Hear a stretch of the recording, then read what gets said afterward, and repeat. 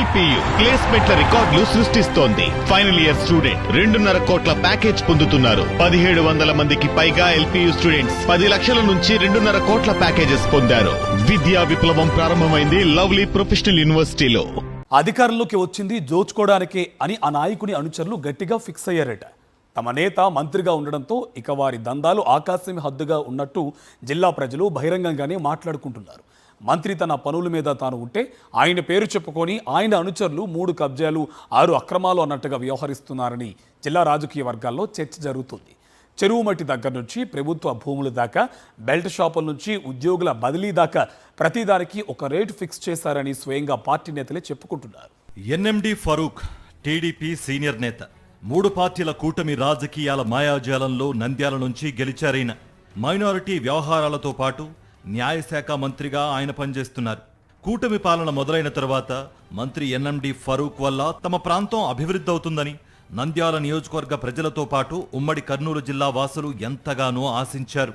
Senior నేత, అందులోనూ మంత్రి కదా, తప్పకుండా మేలు జరుగుతుందని ఆశించిన వారందరికీ షాక్ తగిలేలా మంత్రి వ్యవహార శైలి ఉందని ఉమ్మడి కర్నూలు జిల్లా రాజకీయ పరిశీలకులు భావిస్తున్నారు. మంత్రి ఎన్ఎండి ఫరూక్ వల్ల ఏ మాత్రం లాభం లేకపోగా ఆయన అనుచరులు చేస్తున్న సెటిల్మెంట్లు, భూ కబ్జాలు ఉమ్మడి జిల్లాలో తీవ్ర స్థాయిలో చర్చనీయాంశంగా మారాయి. ప్రభుత్వ భూములను, పోరంబోకు భూములను కబ్జా చేసి వాటిని రియల్ ఎస్టేట్ వెంచర్లుగా మారుస్తున్నారనే ఆరోపణలు వెల్లువెత్తుతున్నాయి. ఈ క్రమంలో వందలాది కోట్ల రూపాయలు చేతులు మారుతున్నాయని స్వయంగా కూటమి నేతలే చెప్పుకుంటున్నారు. మంత్రి ఎన్ఎండి ఫరూక్ అనుచరుల ఆగడాలు, అరాచకాల గురించి తెలుసుకున్న కలెక్టర్ వాటిని అరికట్టడానికి తనదైన ప్రయత్నం చేశారట. అయినా సరే కలెక్టర్ మాటను మంత్రి మనుషులు లెక్క చేయడం లేదని చెబుతున్నారు. మంత్రి అండ ఉంది, మా జోలికి రావద్దని కలెక్టర్ను బెదిరించారని సమాచారం.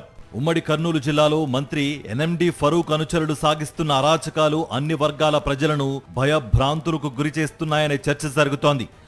అంతా మా ఇష్టం అన్నట్టుగా మంత్రి అనుచరుడు ఎవరికి వారు కమిషన్ల దుకాణాలు తెరిచి నిత్యం వసూళ్లు చేస్తున్నారని సమాచారం.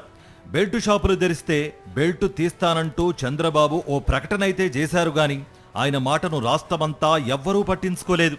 ప్రతి నియోజకవర్గంలో వందలాది బెల్టు షాపులు దర్శనమిస్తున్నాయి. గత వైఎస్ జగన్మోహన్ రెడ్డి ప్రభుత్వ పాలనలో ఇంటి వద్దకే పథకాలు, ప్రభుత్వ సేవలు అందితే నేటి బాబు ప్రభుత్వంలో ఇంటింటికి అందుబాటులో మద్యం ఉండేలా పాలన జరుగుతోందని రాజకీయ విశ్లేషకులు అభిప్రాయపడుతున్నారు. నాడు బడులు కళకళలాడితే నేడు బెల్టు షాపులు అందుబాటులోకి తెచ్చారని, ప్రజల ఆరోగ్యంతో ఆడుకుంటున్నారని స్వయంగా కూటమి నేతలే చెప్పుకుంటున్నారు.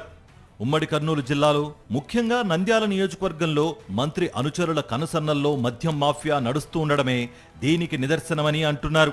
కబ్జాలు, మద్యం దందాలు, మట్టి, ఇసుక అక్రమ తరలింపుతో ఉద్యోగుల బదిలీల విషయంలో కూడా మంత్రి ఎన్ఎండి ఫరూక్ అనుచరులు జోక్యం చేసుకుని నిబంధనలకు విరుద్ధంగా వ్యవహరిస్తూ తమవారికి మేలు జరిగేలా చూసుకుంటున్నారట.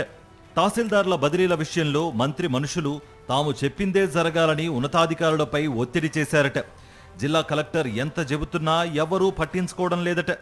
సీనియర్లను కాదని జూనియర్లకు ప్రమోషన్లు, బదిలీలు లభించేలా చేస్తున్నారట.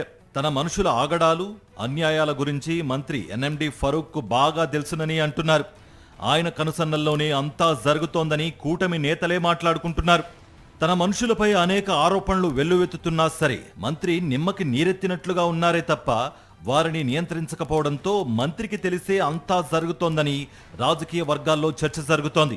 ప్రజల కష్టసుఖాల గురించి పట్టించుకోకుండా ఏదీ పట్టనట్లుగా మంత్రి వ్యవహరిస్తున్న తీరుపై అన్ని వర్గాల ప్రజల్లో అసంతృప్తి పెరిగిందని ఉమ్మడి కర్నూలు జిల్లాలో చర్చ జరుగుతోంది. మంత్రి అనుచరుల దందాల గురించి సీఎం చంద్రబాబుకు తెలిసినప్పటికీ లైట్ తీసుకున్నారని అంటున్నారు.